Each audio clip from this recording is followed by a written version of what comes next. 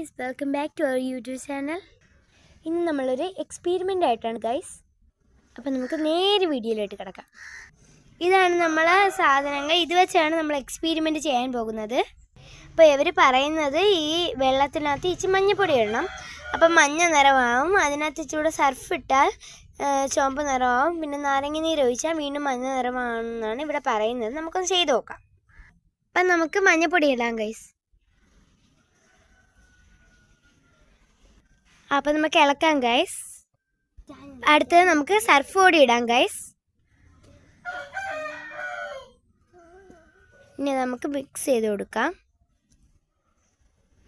Guys. നമ്മളെ colour ചെറുതായിട്ട് മാറുന്നുണ്ട് ഗൈസ്. നമ്മളെ ചുമന്ന കളറായിട്ടുണ്ടത് റിയൽ ആണ് ഗൈസ്.